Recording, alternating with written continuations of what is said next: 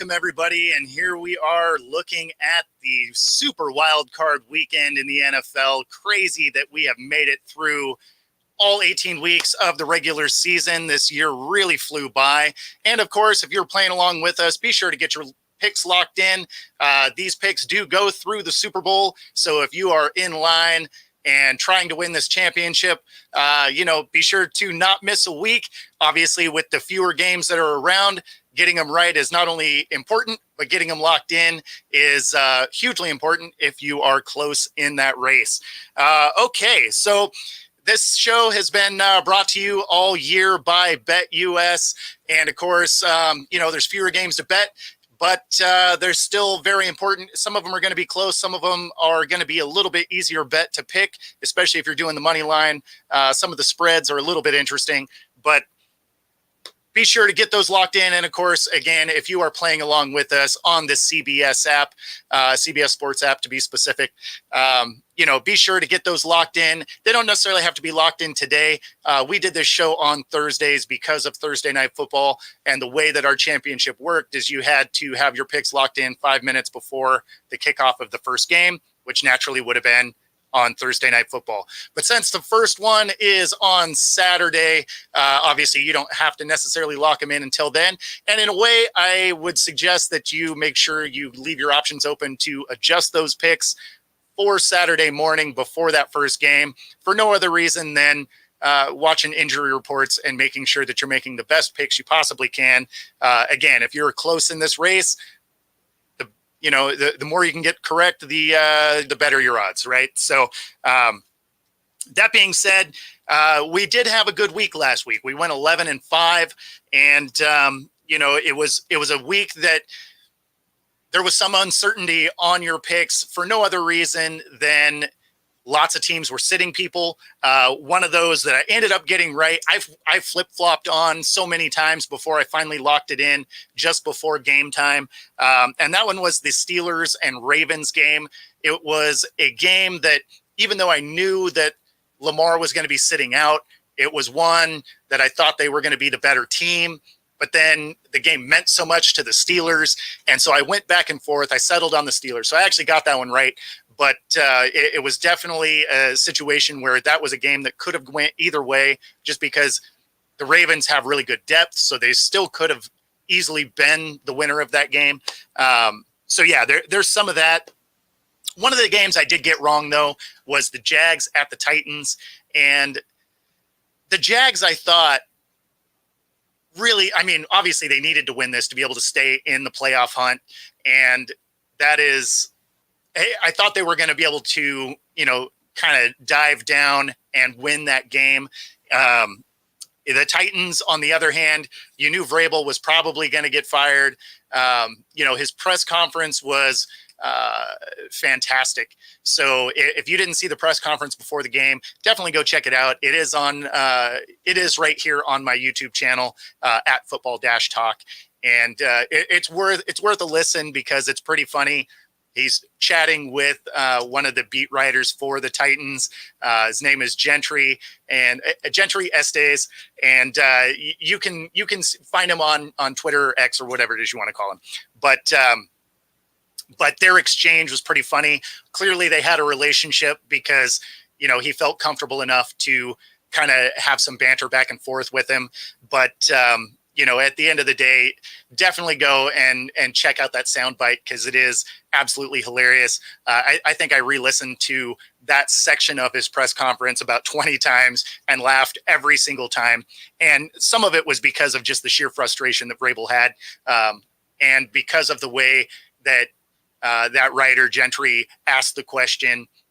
You could see it just mentally it got to Vrabel, and it was a funny exchange. And worth checking out. But that being said, I got this one wrong. I had the Jags here. I had them winning a must-win game for them to get into the playoffs. Clearly, they didn't feel like that was the thing. That was one of my losses. My other loss was I took the Pats to beat the Jets. I didn't think that Simeon was going to do much. And I thought the Pats would try and, get that final win for Belichick. everything we'd heard throughout, the last third of the year was Belichick was going to, they were ultimately going to move on from each other. There was some speculation that Belichick was going to stay, but give up his GM role. And there was no way in my mind I could find that, that actually working. That would be the least attractive job I could think of as a GM, is to go into a scenario where Belichick has been the coach for 24 years and nothing you say is going to want to really move him off of what it is he wants to do. So, especially because he had such limited time left, I think that's a scenario where he just would still do whatever you want or whatever he wants. And then as a GM, you're kind of left holding the bag because it wouldn't go necessarily how you wanted to shape it. So you potentially get fired in a scenario where you were kind of set up for failure. So for them to have moved on from each other makes a ton of sense. But I did think that they were going to get that last win. And I would have thought that Zappe was a little bit better than Simeon. Obviously, the Jets have the better defense, but it's not that much better. Like, the Patriots actually play pretty decent defense overall, but neither team has a great offense. So the game did go a little bit different than I thought. Jets obviously come away with the win. So that is one of the other losses that I had. The other one, I thought there was a good chance that I lose this one. I took it anyway. It was the Bears at Green Bay. And why I took the Bears here is the Bears started to play a little bit better as the year, came to a close. And I thought the Bears would really embrace that spoiler role where they could do exactly what the Lions did to Green Bay last year and snag that last game, hold them out, play spoiler. You got nothing to play for anyway. And it, okay, so I got to put this one on here. Doing great on Coast to Coast. So if you're watching here and you didn't see the previous time block, we have a daily show called Coast to Coast. It is from noon to 2.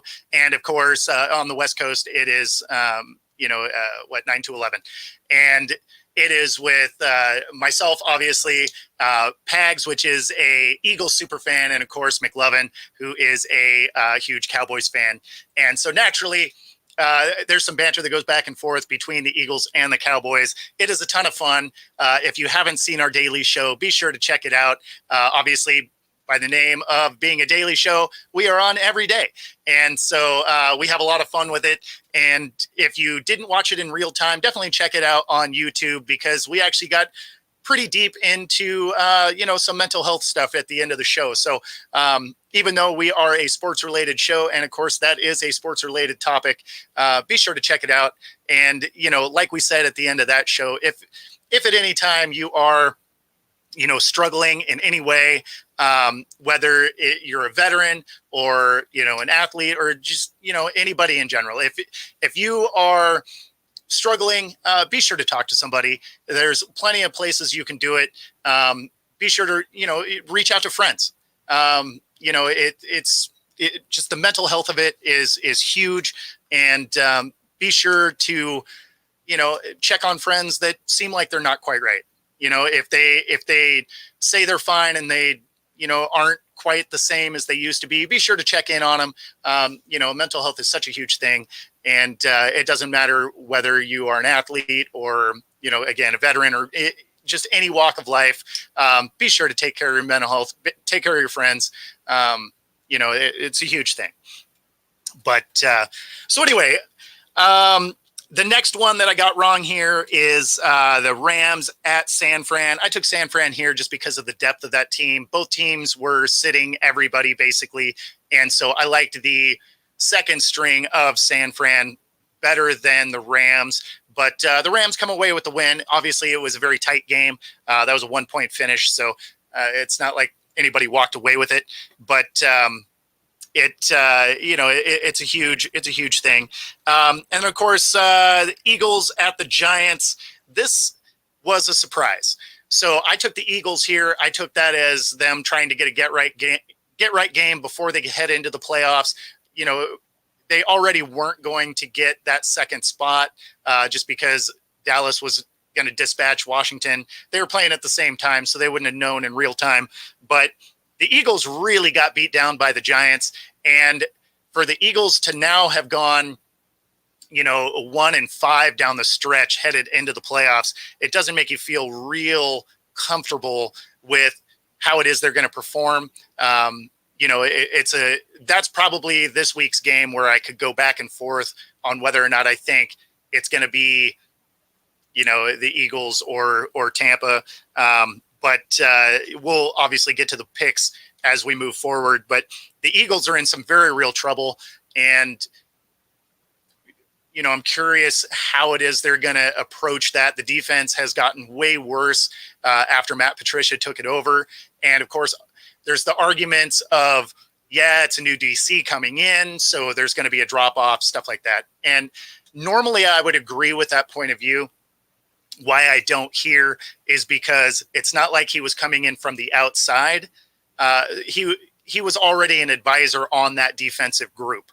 So that transition shouldn't have been rocky. He already knows the terminology. He already knows what's in place. So with him stepping in as that, as the new DC in that scenario, he should have been able to just add wrinkles to what was already there. So for that defense to really have fallen apart the way that it has, not that they played great all season. I mean, they did back into quite a few of these, they backed into a lot of wins early. So there's definitely some things that need to be corrected. I keep hearing that maybe Sirianni's job is in question, and that is definitely not the case. Sirianni's fine. They're still going to go to the playoffs. Obviously, he's 3 years as a coach, 3 years in the playoffs. He's going to be fine. Obviously, coordinator positions are going to be moved around, but it is very possible that they end up getting bounced early in the playoffs here, based on the way this defense is playing. But clearly, I didn't pick the Giants to beat the Eagles.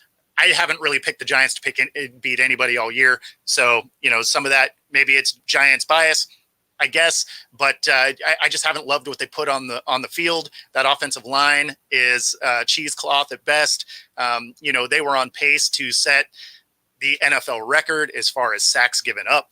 So, I mean, there's reasons why I didn't take the Giants to win here. But man, did they got it done for the last game of the season. So kudos to them for doing that. They have a lot to figure out in this offseason. Obviously, Wink Martindale moves on. He's part of, some of these coaching changes that have already come through. And, they got a lot of positions to take a look at. One of them, obviously, is quarterback. What do you do with Daniel Jones? How do you move on? The offensive line, like I said before, was kind of, porous, to say the least. I mean, when you have games where Daniel Jones is getting sacked double-digit times, you can't say anything good about that offensive line unit. So there's a lot of issues the Giants got to work through. But hey, way to make a statement in the last game of the season. And then let's see. Oh no, that was all five. Obviously, my Seahawks got their job done. That was another NFC West battle, and they barely sneak it out by a missed field goal. The problem is we had to rely on the Bears to do something, and this is not that year. It's kind of not been that year for a lot of years for Bears fans. So hopefully this offseason is going to be a little bit kinder to you. I'm going to be watching intently, actually, what Chicago does here, because they fired essentially all of their coaching staff with the exception of Eberflus, which made very little sense. But it does make me think that you're getting a new quarterback, because he doesn't seem to love Fields. And some of that has been, fairly obvious throughout the season. He's going to be retained as the head coach, and he's going to be relieved of the DC duties there. So they're going to actually hire a DC. They're going to replace the OC. So they got a lot of movement in this coaching staff. If he keeps Fields and it doesn't work, he definitely gets fired next year, which is why I think he's probably going to move towards getting a new quarterback.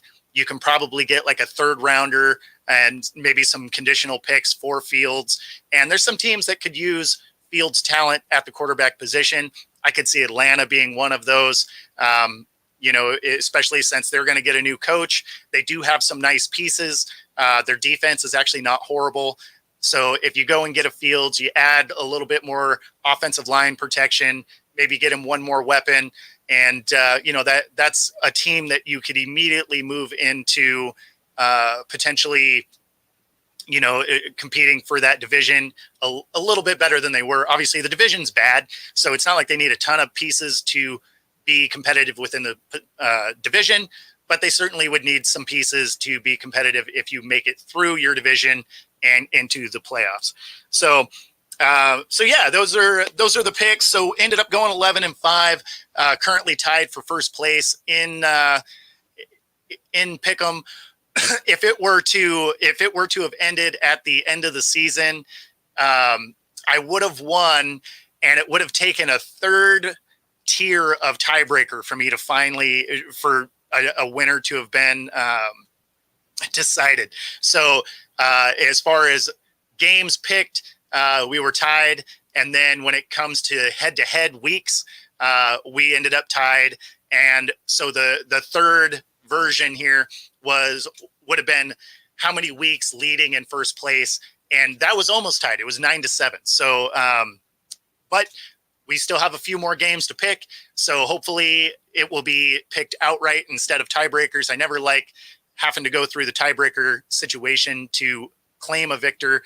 And the guy that is tied up with me right now is Nick Bodkins. So if you're watching this, Nick, be sure to get your picks locked in. I would hate for you to lose just because you didn't get the picks locked. So that being said, let's go ahead and get into our picks here.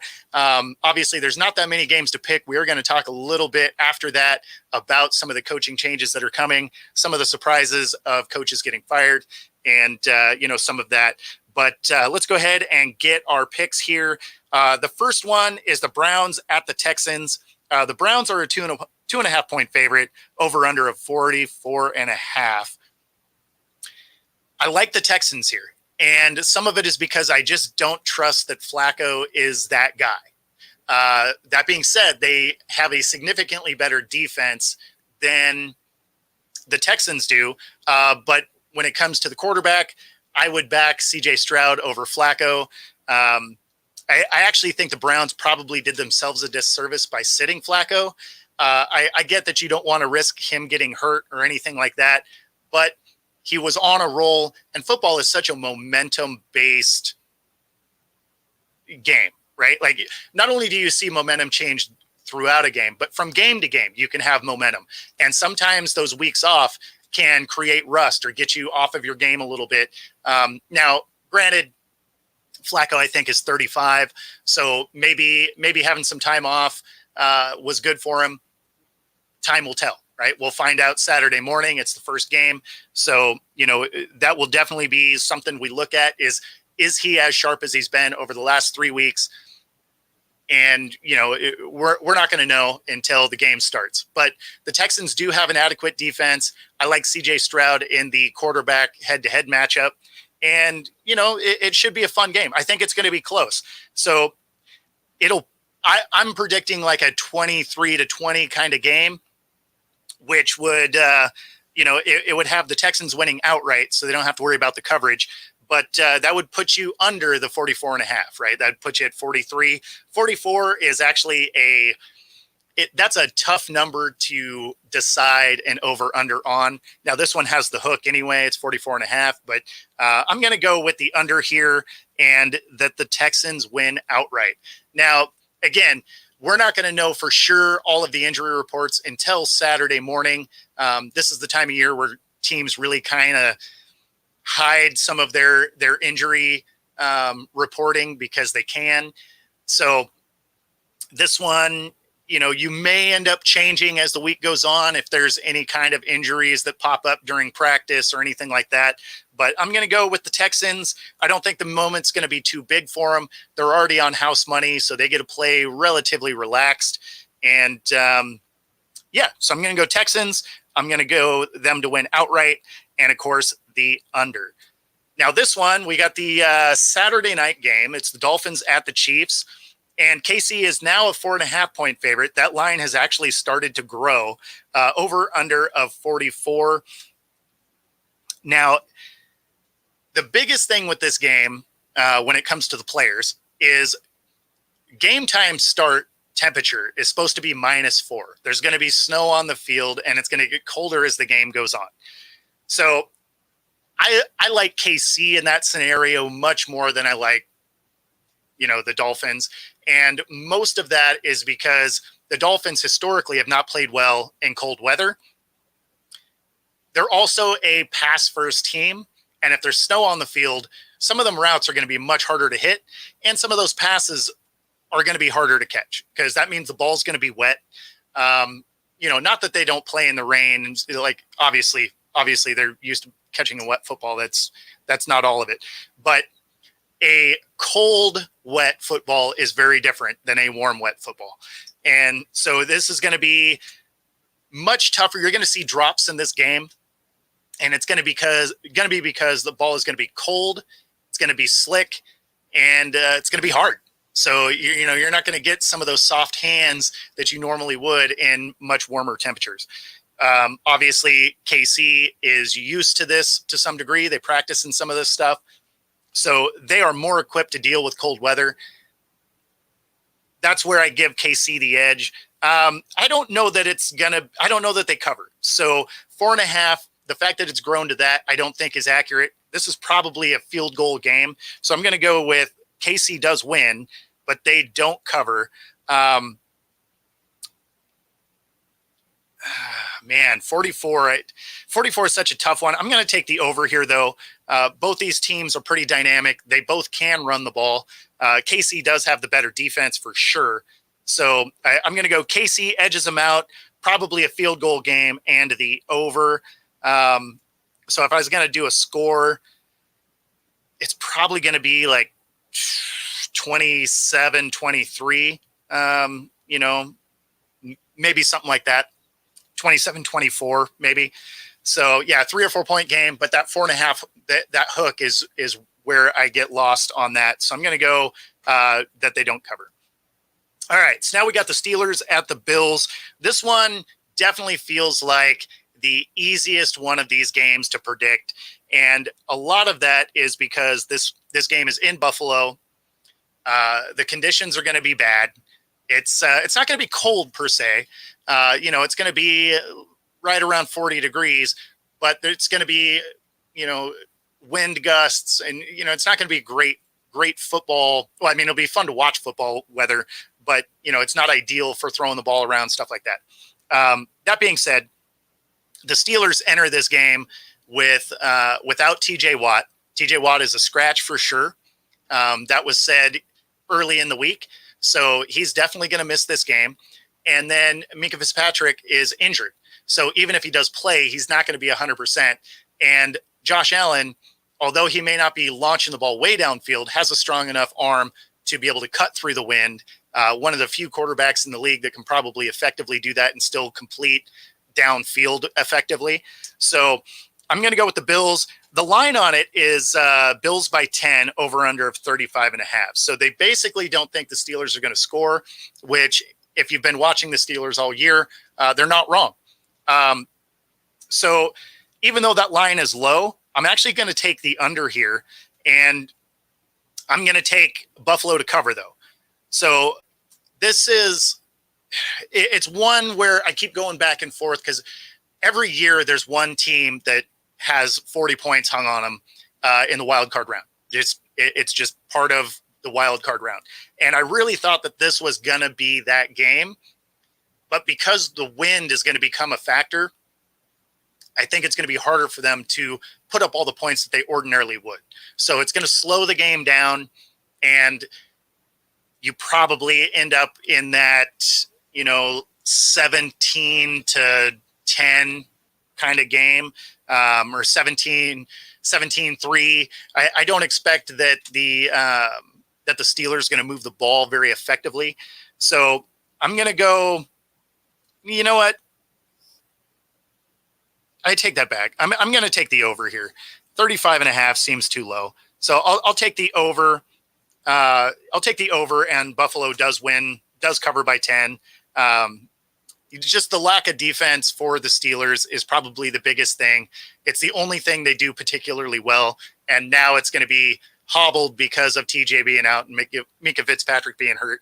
So let's go with I'm going to go with the Bills win, they cover, and the over. All right. So now we have Green Bay at the Cowboys. This is a fun storyline. If you're a conspiracy theorist, obviously you could say this is one of the scripted games or whatever. The Cowboys do struggle with Green Bay. This game means a ton to the Cowboys. McCarthy wants to be able to beat his old team in beat his old team that let him go. So the line on it is 7.5, and the over/under is 50.5. I don't think Dallas covers. I do think they win, though. They are a better team. They have more depth. So their defense is better. I don't know that I necessarily trust Dak more than Love. I don't particularly love either one of these guys, no pun intended. But, I'm going to go with the Cowboys do win this game. They don't cover the 7.5. But there are going to be a lot of points scored in this game. So I'm going to take the over, even though it's a high one at 50.5. This one really seems like the Cowboys need it. Green Bay is another one of those teams that's playing with house money. They snuck in. It was kind of late season rally that got them into the playoffs, but I don't think they are really a playoff caliber team. So I'm going to go with the Cowboys win. They do not cover, but the over. And then we have Rams Lions. Here's another storyline type of game. You got Goff playing against Stafford. Obviously those are teams that traded for each other, and this game means so much more to the Lions than it does to the Rams. Now, do the Rams want to win it? Of course. But for the Lions, you have Goff, who feels like he got slighted by the Rams. You have a fan base that never really embraced him. And so does he want to be able to go and dunk on his old team? Absolutely. Now, when it comes to the organization, they haven't won a home playoff game in 30 years. So it means a ton to the Lions to win this game. So I really think that that's probably the route this is going to go. There was one thing that I found out in the last block that you would have heard if you were watching The Daily Show is apparently the Lions don't want you to wear your Stafford jerseys if you're a Lions fan into this game. They understand that everybody, loved Stafford, and not only was he beloved by fans, but just around the city. Like, there's no animosity towards the guy. He brought them a lot of wins, and he played good football for the Lions. So but the Lions don't want you to wear your Stafford jersey into the game. So if you have another one, wear that one for this game. But from the Rams side, they were counted out from the beginning, and they get in, and they didn't sneak in. Like, they legitimately earned their way in. They have a lot of talent that has stayed healthy. That was my biggest concern with this Rams team going into the game, was the fact that they had no depth. They got rid of most of their depth, because of cap issues. So they were coming in with a few key pieces and not a lot else. So they find a gem in Puka Nacua, who absolutely showed out, especially while Cooper Kupp was injured.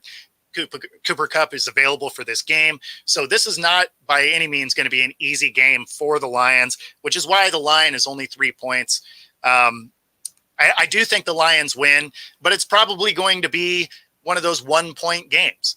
And so I'm going to go with the Lions win, but they don't cover, and the over.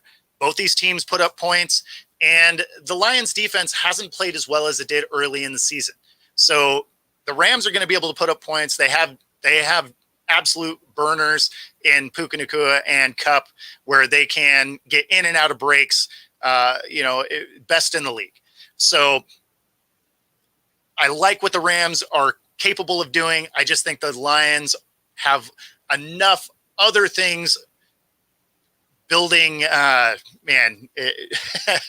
to phrase that, I guess. They have more incentive on their side, right? They have some more of the pressure, but some of it is, it would mean so much to the city to finally have this home game, to finally win one. Obviously it doesn't matter if you get bounced in the next week, but winning that first home game home playoff game, I should say, in literally like right around 30 years. Would be huge for the city, huge for the fan base. So I'm going to go with the Lions get it done in a nail biter. And then, of course, there is the Monday night game, which is the Eagles at the Bucks. And Philly is favored by 3, over under of 44. Vegas really liked that number this time through. This one is another one where I'm going back and forth because the Eagles are obviously the better team. Their roster is better. What isn't better is the way they're playing football. And so when you look at them on paper, you say, absolutely, the Eagles win this game. But when you look over the last games, the Eagles are 1-5 down the stretch. They're playing horrible football. They weren't able to stop teams like the Cardinals or the Seahawks or the Giants to wrap up the season. So they haven't been able to play good defense against, let's be honest, offenses that weren't exactly consistent or, particularly good throughout the season. I mean, there's some of the lower ranked offenses when you look at, just power rankings of offensive, the offenses of teams. So the fact that they weren't able to stop any of those, and you look at this Tampa Bay team that has been on a roll, like they've played some pretty good football. Obviously, it's hard for me to pick a Baker-led team because I just don't believe he can be consistent. I know you've heard me say it on numerous shows where it's always one of my harder picks because he can come out and throw, 3 touchdowns or he can come out and throw a few picks and, be terrible. So it's just the inconsistency from Baker that makes it really hard for me to pick. But in this case, I'm still kind of leaning with the Bucks. Obviously, because they're the underdog, all they have to do is win outright for what it is I'm trying to do here. But I think the Bucks can win this. It's a home game for them. It would be huge for them. Over under of 44. It's going to be the over. Both these teams are going to be able to move the ball fairly well. Again, it's the defenses that are going to be a little bit suspect. The Eagles haven't been able to stop anything. The Bucks defense is kind of wildly inconsistent. You'll have moments where you're like, yeah, okay, this looks good. And then you'll have moments where they give up plays that don't really make sense. So at least the whole team kind of goes the way Baker plays, right? There's moments where you're just like, all right, here we go. You might be a franchise guy. And then other times you're just like, well, I mean, that's the Baker we saw with the Browns. So I do think that the Bucks can get this done. My only issue with how it is I'm picking these is it actually made me do a clean sweep on the home teams. And the odds of that being true are so low. Now, granted, there's only 6 games. But even in 6 games, it's really hard to have the home team win all of the games. There's going to be an upset from a road team. And could it be Green Bay? It definitely could. Like that's going to be a tough game. Could it be the Eagles? Sure. They might be able to turn this thing around. Maybe they've got it figured out. I was on a podcast yesterday, the Blonde Blitz, and one of the conspiracy theories was that they were purposely losing these games to trick people, which is hilarious. You definitely don't try and lose games. You certainly don't want to give away your chance at being the 2nd seed or potentially the 1st seed to try and trick people. You don't want to add games to your playoff run. If you can skip a game, obviously it's easier to win 3 games than 4, right? So it wouldn't be a good tactic if it is accurate, but there's no way that's right.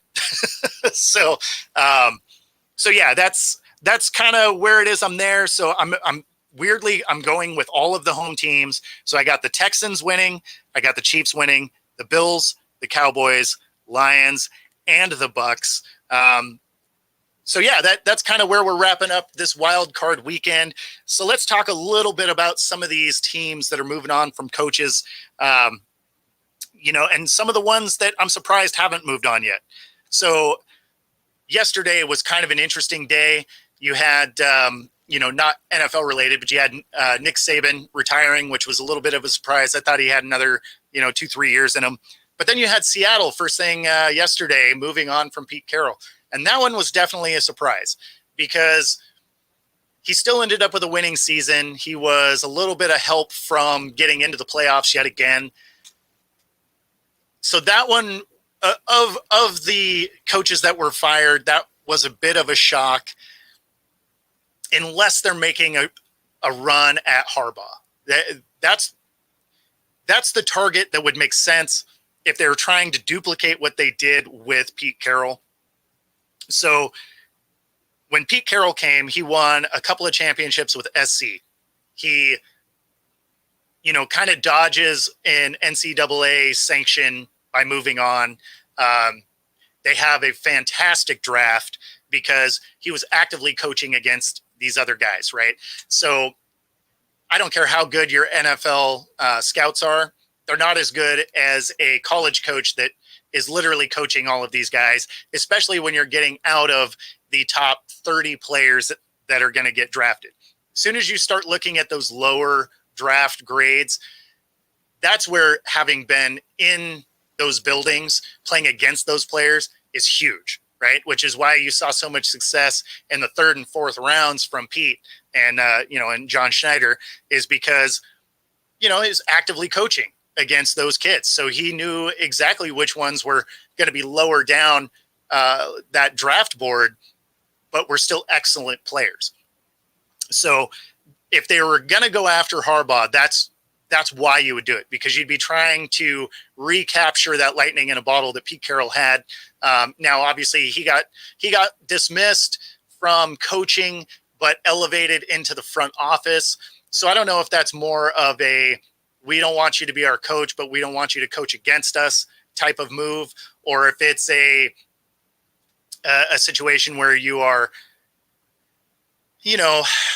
we're going to be paying you anyway, so we don't necessarily want you out of the building, right? Because the thing is when you get rid of a player, a lot of their contract goes away except for the guaranteed stuff. When you get rid of a coach, you pay the thing out typically. So if he was going to get paid anyway, they elevate him to the front office. When he was in his press conference yesterday, they asked what his new role was going to be. He didn't know. So basically they're creating a role for him. So whatever that looks like. Do I think that the personality clash between Harbaugh and Pete Carroll would be an interesting dynamic? I do. It's not like they were best friends when they played in the same division, right? So I don't know exactly how that would work. Obviously, it would have to work because you're within the same organization. So you got to figure it out.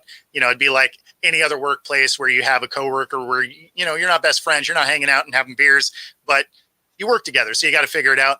I think that's probably about how that relationship would have to go. But so that was an interesting fire. Obviously, Bill Belichick was released earlier today. That one made a ton of sense, mostly because if you were going to be, like I said at the beginning of the show, if you were going to be the GM that was going to go into that and he was still the head coach, you're really not going to be effective doing your job, because I don't know that he's going to listen to you in that scenario. So Belichick being moved on from makes a lot of sense. They are probably going to make a phone call to Vrabel. That's probably the easiest transition guy. He's from the Belichick tree. So he could come in, bring in his staff, and kind of start to rebuild that team. Obviously, Vrabel is a good fit there. So, that one makes a lot of sense. You got somehow Eberflus still has his job. That one, that was a huge shock to me, especially after getting rid of everybody else on his staff. That was a shock. Arthur Smith with the Falcons, him getting fired, that made a ton of sense. You knew that was coming most of the year. They were underperforming. They had a lot of times where they forgot that guys like Bijan were even on the roster. So, some of those things will absolutely get you fired. So him being gone isn't a shock. The fact that Dennis Allen isn't gone yet really is. So not only did they underperform with the amount of talent that was on that roster, right? That Saints team has guys all over it. And so for him to still have his job was already a little bit of a surprise. But then you have the last play against the Falcons where Jameis Winston just goes rogue, gets his running back a touchdown because he didn't have a touchdown all year, goes against the coach. Obviously, if you listen to Shannon Sharp's podcast, Shannon said that they should move on from Winston and Dennis Allen should be fired. Both of those things are true, right? Because that shows that Dennis Allen doesn't have real control of his team. Plus, he underperformed anyway. So I'm not exactly sure why you would still have your job in that scenario. There's not too many people that I know that can wildly underperform, and keep their jobs. So, but at the same time, him wanting to move on from Jameis, that actually makes a lot of sense, because if you have a guy that isn't going to listen, he's just going to do something, just on his own. It's probably not a great thing if you're a head coach, if you don't know what your guys are going to do. And I don't want to say that they shouldn't have got their guy a touchdown, because I definitely don't want to say that, but I really don't love how it is they went about it. Right. So I'm of the mindset of, if you don't want me to score, you better stop me. Right. Like, I don't care if you run the score up. Do you, right? If you want to run the score up, awesome. If I'm mad about it, well, then I need to stop you. Right. Plain and simple. What I really disliked about how this went down, and I dislike it on numerous levels, is they did it from the victory formation, right? And if you do it from the victory formation, that is a really low-class way to go about it. If they wanted to give the guy a touchdown to wrap up his year because he just didn't get in the end zone all season, that's fine. Line up as you're running a play, right? Go full spread, and put your running back behind you and get him that touchdown where the defense knows that, hey, we're trying to punch this in. Going from the victory formation is not only just a low class way to do it. You potentially get guys hurt, right? Because the victory formation is it's conceding, not running the play, right? You're running the clock out. So if you're in victory formation, the defense isn't firing off the ball, right? They're going to stand up, they're going to touch your pads, and they're going to watch the clock go to zeros. Like, that's what the victory formation is. And same with the offense, right? They hike the ball, they kneel it, they stand up, they touch pads. That's it, right? That's the victory formation as a whole. So if you go into victory formation and you hand the ball off and your whole offensive line fires off the ball against a defense that sees what you're doing and is like, okay, it's victory formation, we're just going to, go through the motions because that's what that formation is. Well, now you're going to blow these guys up, right? Which potentially can get guys hurt. When you're not going 100%, that's how you get hurt in sports. Just in any sport, doesn't matter. Football, obviously true because there's hitting involved. But if you're gonna do it, then do it. Just show the fact that, hey, we're gonna run the score up, right? We're gonna get this guy a touchdown. That's fine. It's like, I can respect that. I have no problem with it. But if you're gonna do it from an alignment that shows that you're just conceding a dead play, that is just for lack of a better term, just a chicken shit way to do it. So I don't love that. It was a bad look for the organization. It was a bad look for Jameis. It was a bad look for the head coach, not because he called it, but because he had guys that felt like it was okay to do it. Because again, if I was a coach and you did something like that, I'd want you off my team. If you went out there and were like, hey, we're going to do it, but we're going to line up, I think he still had a timeout. He probably would have called one and been like, what are you doing? So, and I get why Arthur Smith was mad. I would have been mad too, because that's a way to, again, get guys hurt, stuff like that. So I didn't love it. It was a bad look. And one of the reasons why I'm surprised Dennis Allen has his job, Jameis Winston may very well be on a different roster next year. So there is that. Obviously, Frank Reich is out. He was fired earlier in the year. They have Chris Tabor is their special teams coordinator who took over as interim head coach. I can't imagine that he's staying in that position. Wink obviously left as DC from the Giants yesterday after having a blow up with Dable. So it'll be interesting to see exactly what happens with the Giants moving forward. Obviously, there's a lot of things wrong with that team at the moment. Dable's job is safe, near as we can tell, but there's going to be some very real changes within the coaching. And of course, on the roster if they want to be competitive, certainly within that division.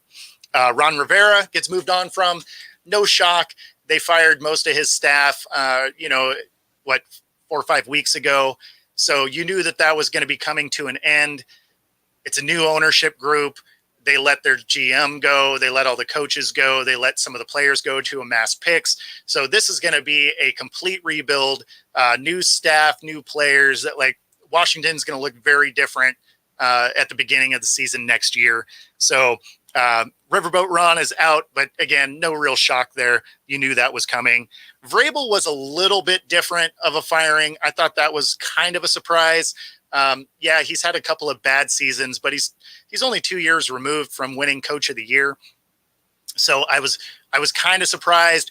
If anybody was going to be fired, I really thought it was going to be the GM, because Vrabel's still getting his guys up for games, right?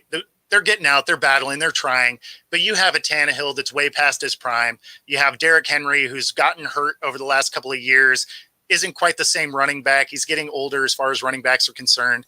So, you had D-Hop for, this season, but you could never really seem to get on the same page. You make the move and you go over to your rookie who ultimately gets hurt. Tannehill comes back. So it's not like it was a cohesive unit. But I don't really think that fell on coaching per se. I think that fell more on personnel. And, so that was more of a GM issue than Vrabel. But at the end of the day, they move on from Vrabel. So hopefully they have a plan, because this is a team that could look really bad next year, especially since Henry, his contract is up. He's already released his thank you to, Tennessee. Now, technically, he's not fully released yet. So I guess there may be some communication as far as who the new coaching staff might be on whether or not he wants to come back. Tannehill, you have to assume, is gone. D-Hop had a 1-year deal with I think one more extension option that they may exercise. Who knows? Will Levis is clearly going to be their guy moving forward, I would think. But we'll see. So there's a lot of questions about that Tennessee team, or that Titans team. I know they did reach out to Dan Quinn already, or I take that back.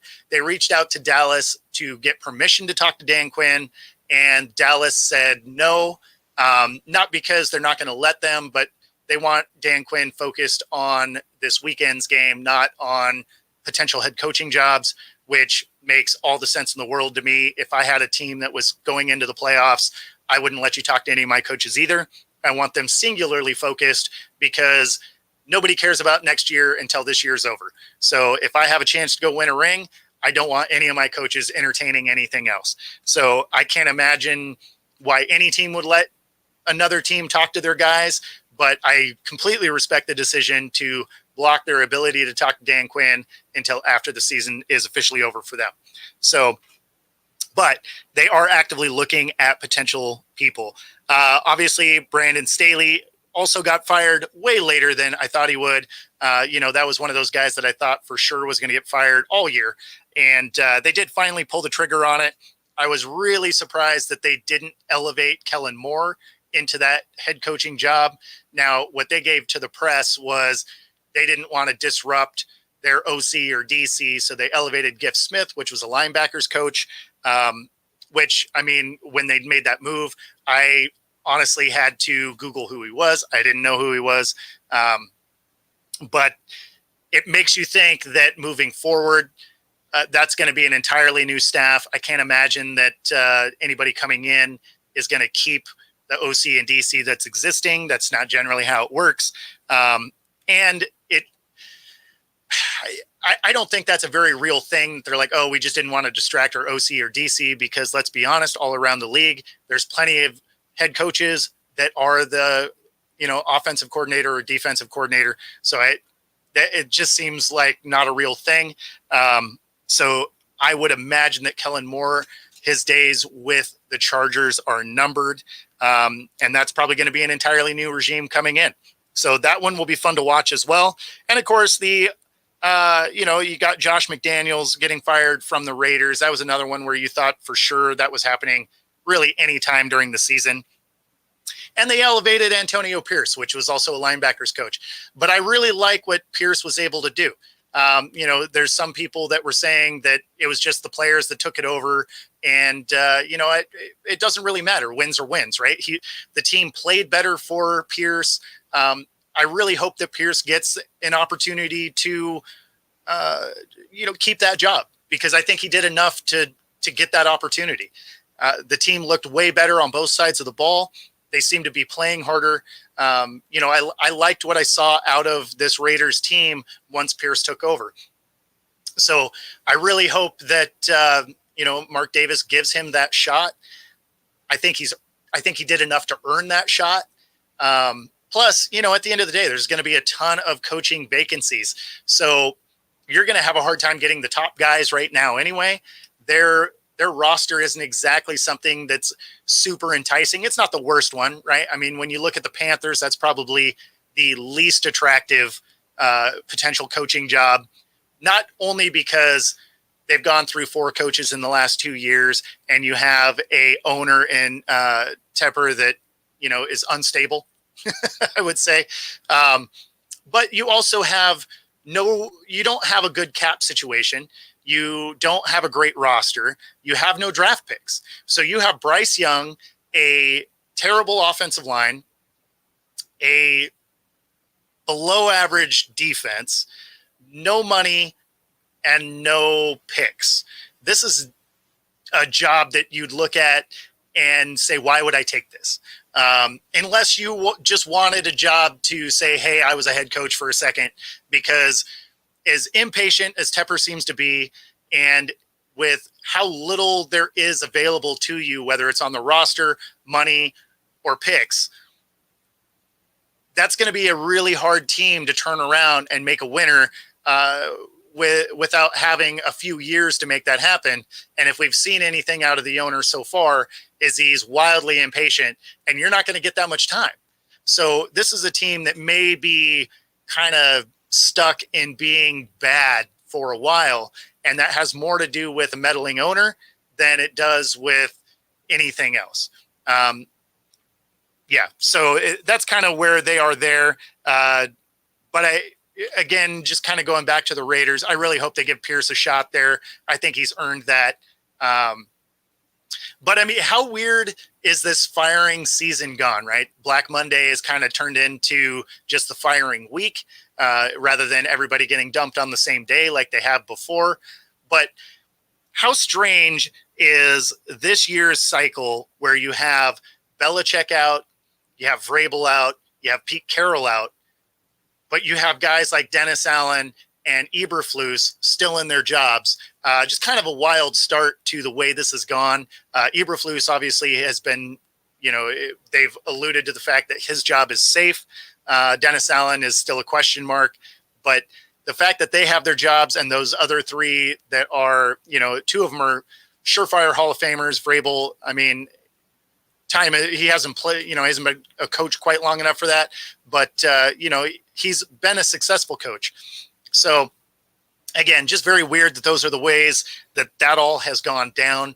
But so that's kind of a look at where the league is with the coaching situations so far. Obviously, those will continue to change over the next couple of weeks, really, as teams start to figure out what it is they're going to do from here.